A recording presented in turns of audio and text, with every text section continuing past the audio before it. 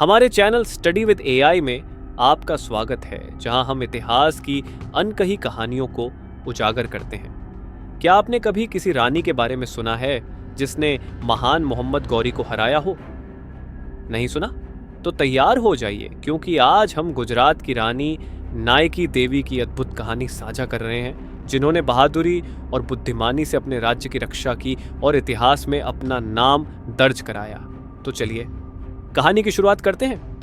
वर्ष 1175 ईस्वी का समय है। गुजरात पर शक्तिशाली सोलंकी वंश का शासन है। राजा अजयपाल सोलंकी का निधन हो चुका है और उनका युवा पुत्र मूलराज द्वितीय राजा बनता है। राजा के निधन के बाद राज्य की बागडोर उनकी मां रानी नायकी देवी के हाथों में आ जाती है। नायकी देवी शासन संभालती हैं और अपने राज्य की सुरक्षा और स्थिरता सुनिश्चित करती हैं।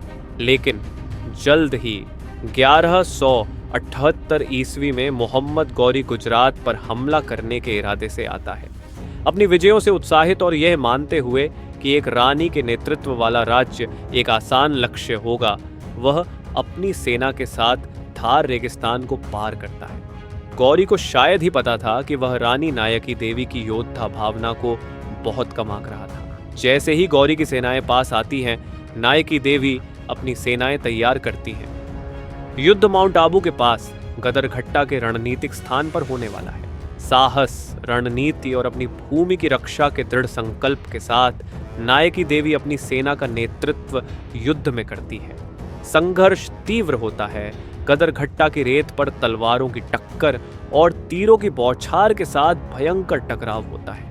नायकी देवी अपनी तीक्ष्ण सैन्य सूझबूझ और अदम्य साहस के साथ स्थिति को बदलने में सफल होती है।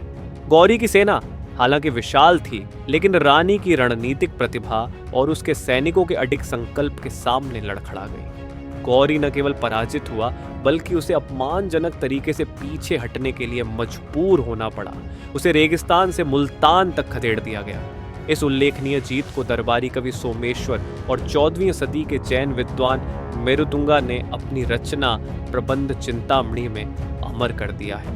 वे युद्ध के दौरान और रेगिस्तान में गौरी की सेना को हुए भारी नुकसान का विवरण देते हैं। इस शानदार जीत के बाद मूलराज द्वितीय के छोटे भाई भीम द्वितीय सिंहासन पर बैठे।